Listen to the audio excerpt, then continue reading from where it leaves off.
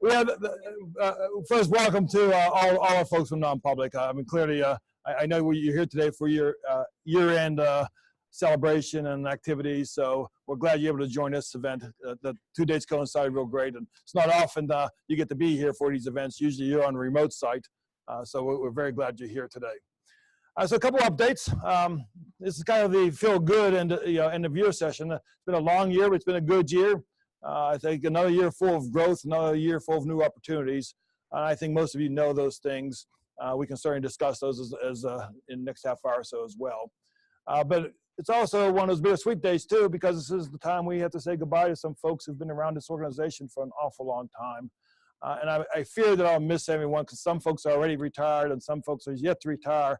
But if this is your last, lunch and learn meeting, would you just kind of stand up so we can recognize you and honor you for the service you've done with us? Okay.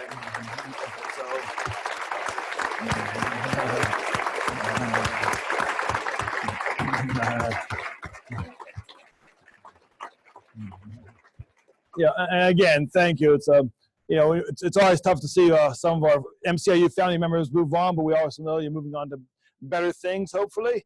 And we just get so appreciative of what you've done here for this organization, and I'm sure you've left lasting marks on many, many children across the county, so it's greatly appreciated. Sometimes people get an opportunity that they just simply cannot turn down, and we have an individual today also who has got an opportunity last night that very sad to see to move on. But Mark Brooks, our facilities director, has accepted a position at Cheltenham School District, so he's staying in the county. They've just made it too good for Mark not to be able to go. So I know Mark does not like public attention. I know he's around here somewhere. Okay, but Mark.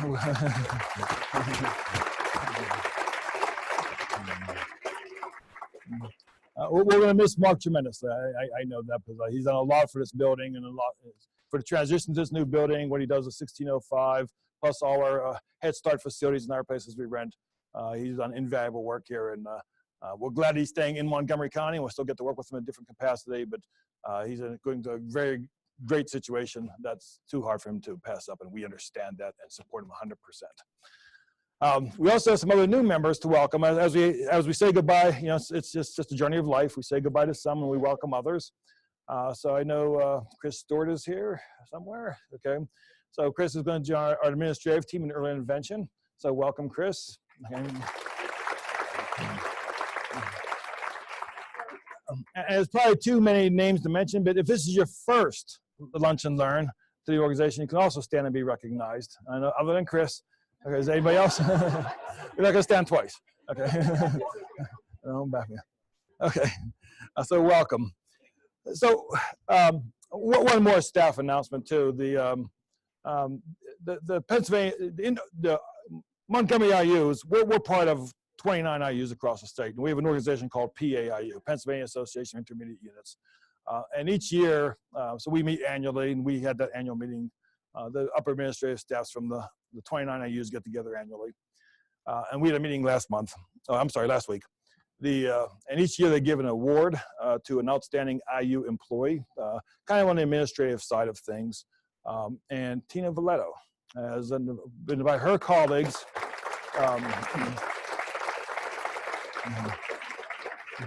Tina's not here today, but I do want to mention her, recognize her, that to get a statewide award recognized by your peers across the Commonwealth is important.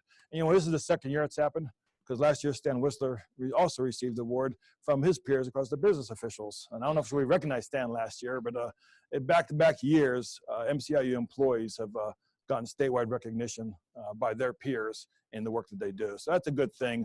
I just think we have very talented people in this organization that do great things, and I think the state's recognizing that as well. So kudos to all our employees, and because we know, Tina and Stan both have a team of support behind them.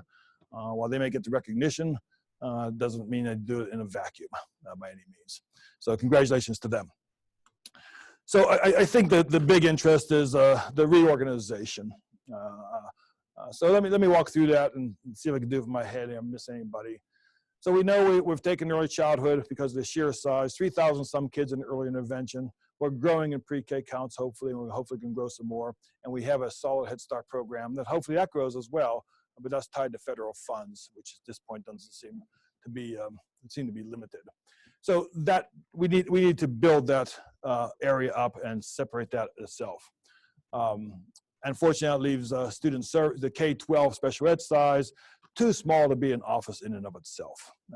So we merged it with non-public, which is a substantial, you can see it from the sheer size here. So non-public and student services will work together collaboratively under one office structure of a new reconfigured student services. Okay, and as the structure will be going forward. New leadership in both those in a reconfigured office. You've heard we've promoted Dr. Brittany Waddell as the Director of Student Services, and I think Brittany's up to my right. Okay.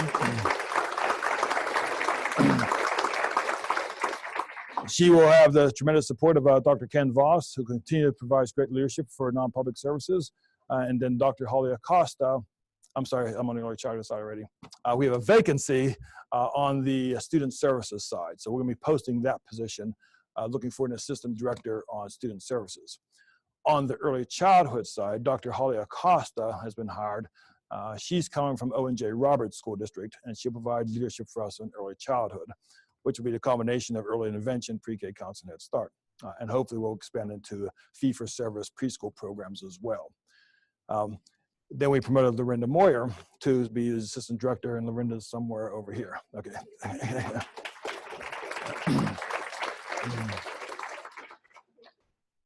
Then on the early childhood side, we've had some other promotions I'd like to recognize.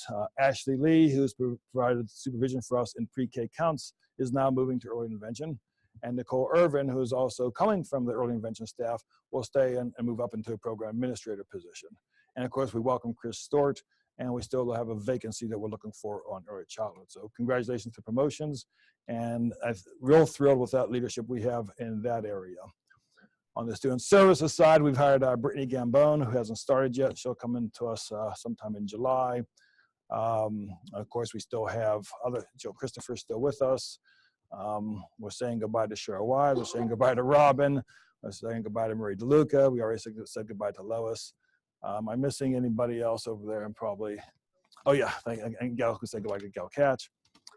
Mary Grace LaPlaca we said goodbye to. So it goes on and on. I'm probably missing someone again. So we have a whole new team, both on the early childhood side and on the student services side. Challenging, but at the same time also exciting. So looking forward to it, and I'm just excited about to see where it goes. I always say this is, it sounds negative, but it's more a journey of life thing. Again, using that expression, you take a torch, you go take as far as you can, and you pass it to someone. You hope they take it to a different level. Okay, that's what we want to do. I think the leadership we've had have done tremendous things, and they passed the torch on, and I think we're going to have more great things to come. And that's just the way it works. And so excited about where we're going as an organization. It will come with its share of challenges, as we have a fairly new administration. So there'll be bumps in the road. We expect those things. There'll be mistakes made. We expect those things. We learn from them, and we move forward. I think we're in great shape going forward. Probably what you're more interested in is where you're going to physically sit. So I get that. And I'll try to be as open as I can. So we're going to keep the Office of Student Services on the 4th floor. All right. So that means the non-public function in that office will move to the 4th floor. That leaves the 3rd floor, where non-public currently resides, is the Office of Early Childhood. Okay. So we're going to start those changes fairly immediately. I think Brittany's already moved. She's the first one to move, and you'll be seeing several moves here in the next couple of weeks. To do that, okay, we have to have some construction on the 3rd floor. The 3rd floor, as it's currently constructed, I'm talking about the administrative area right back here. We have to build some offices. So there's some space in there we're going to have to put 2 or 3 offices into, so to accommodate the growth in early childhood. So I think the guys are ready to start that construction fairly soon. So the summertime, they'll be rebuilding mostly on the 3rd floor. 4th floor is the physical structure works. So it's just a matter of people relocating sometimes in between now and the end of June. All right. As far as the itinerant staff, there's really no changes. Anyone who currently sits is pretty much going to stay the same place, with the exception of the handful of people who are on the third floor. I guess it's the third floor psychologists. Those who support early intervention, I think, are currently on the fourth floor. So if you're an EI, if you're a psychologist supporting early intervention, you're sitting on the fourth floor, you're going to move to the third. Right? And then I think the two individuals on the third will move to the fourth. Other than that, there's really not a whole lot of changes from the itinerant staff. Okay. As far as the secretarial staff and support staff, there'll be a few changes, but there won't be a whole lot. Frankly, we don't have all those identified today. But in reality, if you're supporting student services, if you're supporting non-public, or you're supporting school age, you're going to go to the fourth. If you're supporting early childhood, pre-K counts, or Head Start, you'll be on the third. Okay. So there'll be some impact to those folks. Other than that, I think it's mostly administrative changes in this, what I call a first phase. Right? Stay with me for a second. So that's going to take place in July. Hopefully, I think construction will start fairly soon.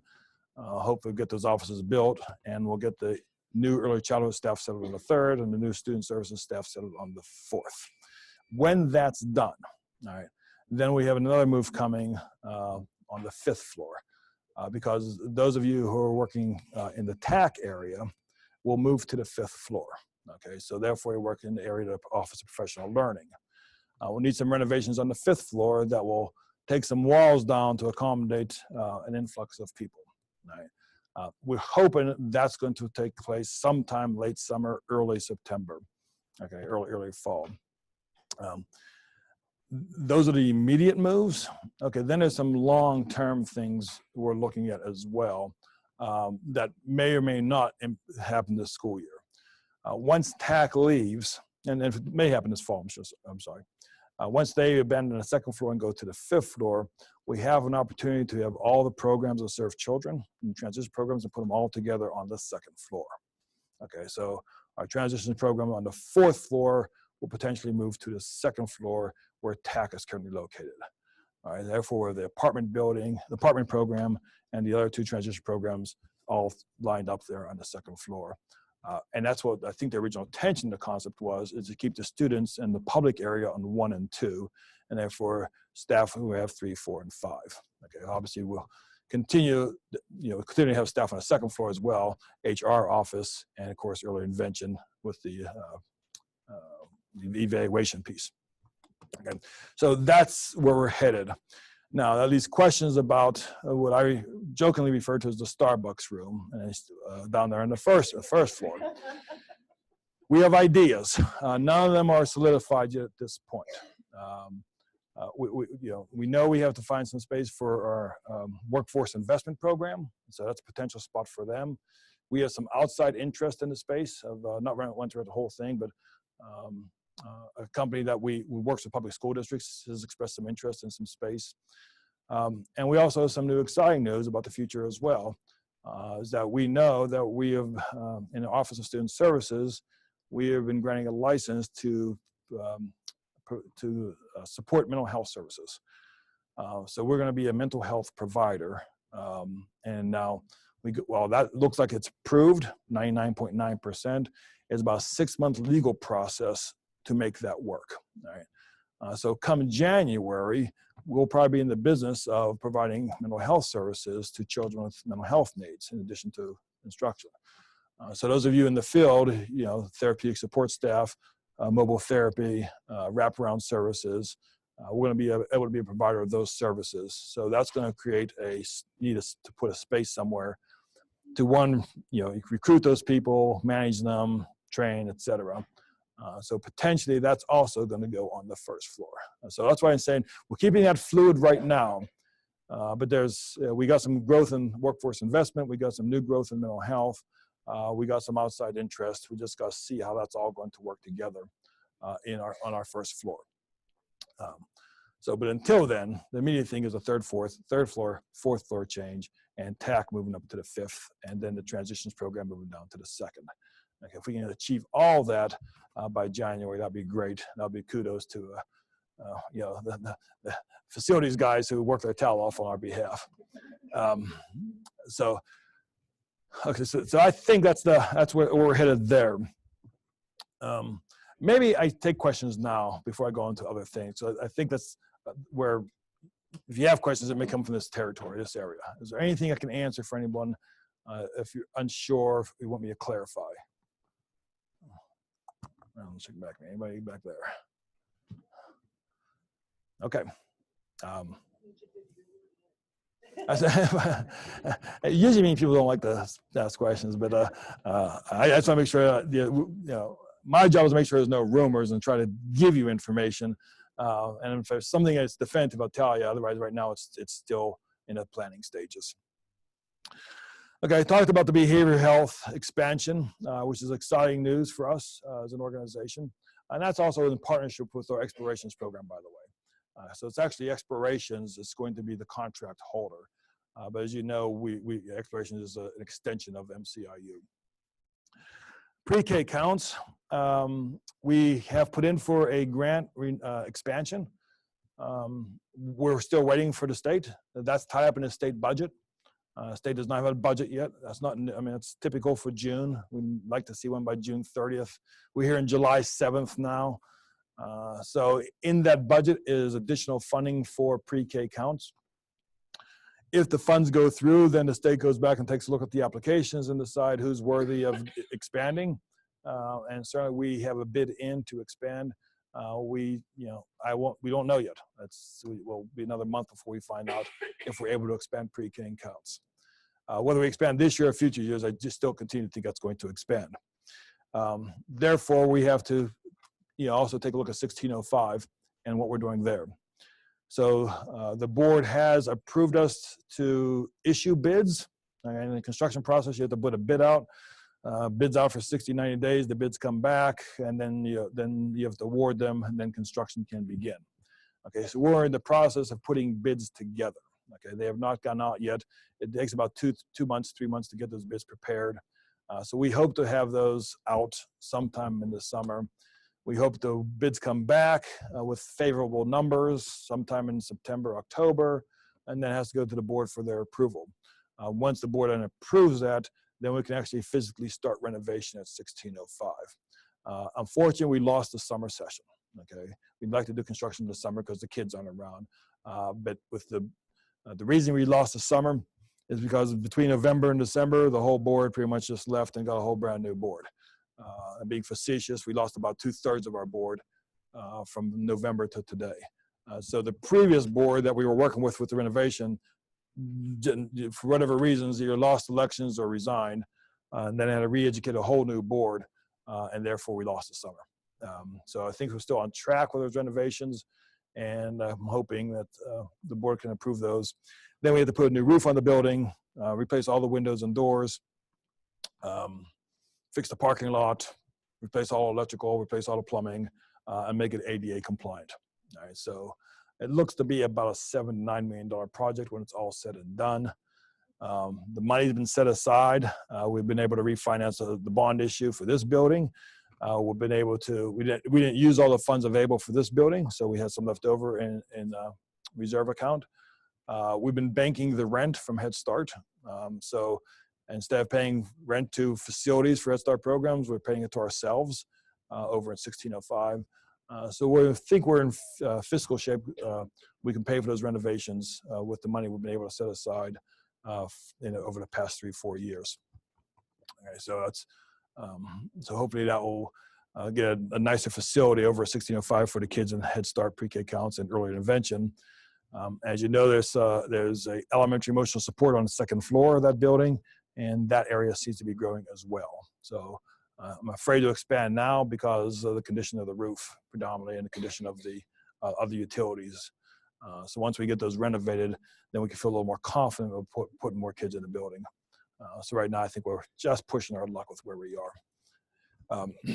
So that's what's happening on 1605. As far as what's happening here in Lafayette Street, I think it's self-explanatory. They'll continue to construct through the rest of this calendar year.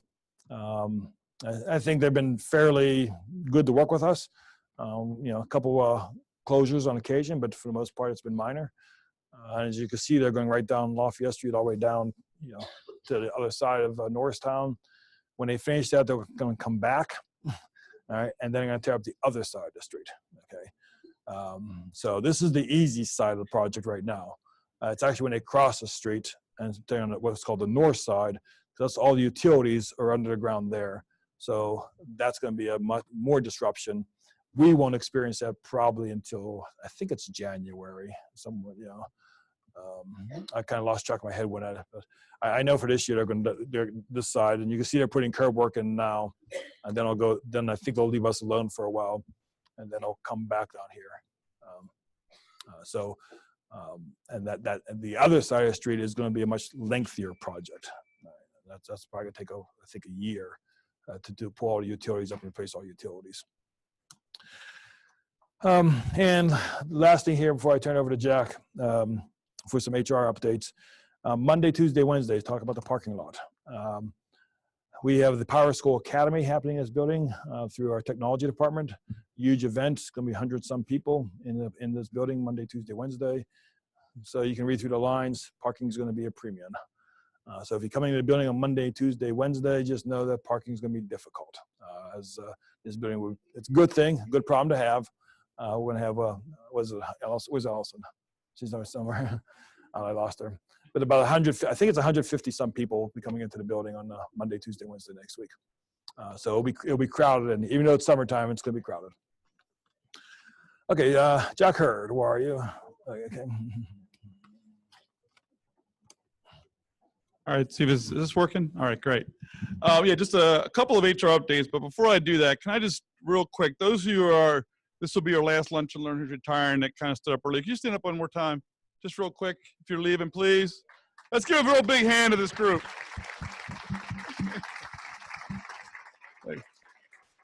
I know they talk about, you know, the only thing that is constant is change, but boy, around here at the IU right now, it just feels like getting a little bit of an overdose, don't we? We had our big celebration in last month at our board meeting. I think 16 were there. Real crowded around to capacity downstairs, and it really is just, it's amazing when you have that much experience, expertise, leadership that's leaving. So best of luck to all those who go into retirement. One thing I always say in human resources is I have people come and talk to me about whether it's a good time for them to retire, you know, the whole retirement system and things like that. But I rarely have them come back a year later and go, oops, I made a mistake. So I think once you're on the other side of retirement, you really truly appreciate it. And obviously in all these cases, it's such a well-deserved retirement. So we do wish them all well. For those of you who are going to still be with us as IU employees, a couple of things I want to remind you. Anytime there's people leaving, there's going to be a lot of new people coming in. So, you know, do your best in any role you play with them to really make them all feel very welcome. They need to kind of become assimilated into all culture. They're coming from different places that have their different culture, and we want to show them what the IU is all about. So please, to the extent you have interactions and you have opportunities, make sure those new people that are coming in really do feel very welcome and get off to the right start. Because we've all been new here at the intermediate unit at some point in our past, and that really is critical. So please do that. The other thing, and I know Caitlin, you can speak for this as well, is Elsa has a lot of vacancies. So as people leave, we have a lot of vacancies up, and you guys should be getting emails every Friday from Sandy Kaleli. I think they come out to everybody about looking at our vacancies. You are our best recruiters. So as we have needs that come up, and as people, you know, and it's not just attrition, it's not just people leaving, it's actually a lot of it's actually growth as well, which is such a super thing to have in an organization. Make sure you're up there looking at it and you're saying, oh my goodness, I know somebody here. That's normally where we get our best folks, is when we start reaching out and our employees are bringing in our candidates. So please do that. So thank you. Couple of quick HR items. Number one, we do have dress casual starting Monday. I'm excited about it because that means I'll have to do this for about 2 months. It starts this Monday and it goes through, I think it's August 17th this year. It's at the third Friday in August. So certainly, you know, I'll put something out on that. One of the things we are doing this year as a fundraiser, which I want to make sure everyone's aware of and is looking for, is we are going to be selling MCIU attire as a foundation fundraiser. So if you guys are not familiar, we have a super foundation here at the MCIU. and we do different things. We have a nice evening in the fall. We also do a golf outing in the spring. If Tina was here, she could take another 10 minutes about all the great things the foundation does. But we are going to be doing a promotion this summer, and it's going to be basically selling things that have MCIU attire on it. It's going to be some professional shirts, but it's also going to be some casual things. So go up there and look at it, and any money you spend on that, a portion of that certainly is going to go towards raising money for the foundation. So please, be participative if you can be. And then the next HR item this summer is our barbecue, which is on Tuesday. I think it's July 10th. So it's a Tuesday following July 4th. Does that make sense? So if you can make it, I know some of you aren't scheduled to work that day. You can still come in and be part of the barbecue. That's right, Kaylin? Come on in. I don't know if you guys made the first one last year, but it is a fun time. A lot of cooking, a lot of games, and just a lot of kind of socializing and, just saying hello to people outside of the normal, day-to-day stuff. So that is actually on the 10th of July. So please see if you can make that. We'll certainly be sending out, nice invitations to everybody as well before that.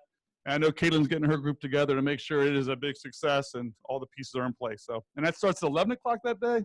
Is that 11:30? So 11:30 is when it starts. So if you're not working that day, come in around 11:30.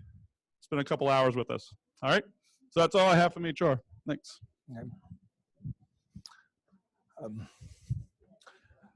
Okay, so really the last announcement is looking forward to opening day, okay, which is August 21st. Once again, we're back at North Penn High School. We have a keynote speaker, Adam Blank, just to vote now. If you don't know Adam, Adam is a child who, well, he's now an adult with visual impairments that came through the IU system. Not our IU, but another intermediate unit in Pennsylvania. And he's going to talk to us about his experiences. So that will be at North Penn High School on August 21st. With that, any questions, any comments? Yes, Rebecca.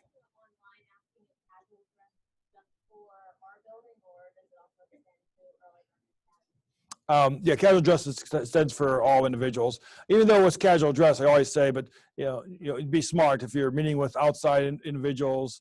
Always dress to the occasion. But yes, it applies to all employees. Yes, please.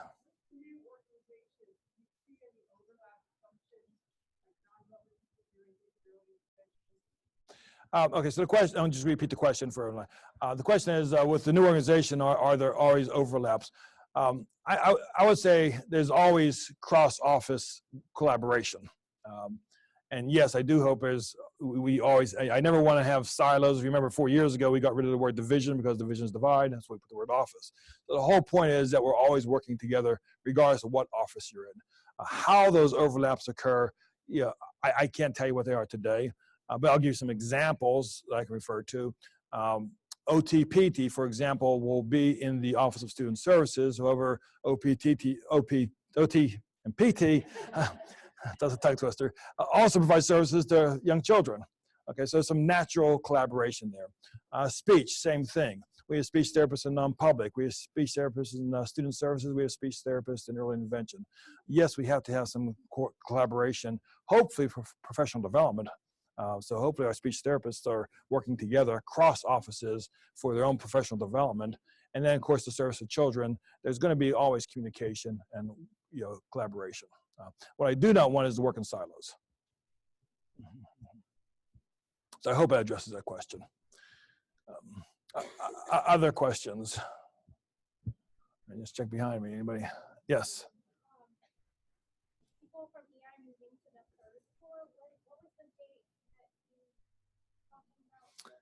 Okay, so the question was the early intervention folks who are currently on the 4th floor, moving to the 3rd floor.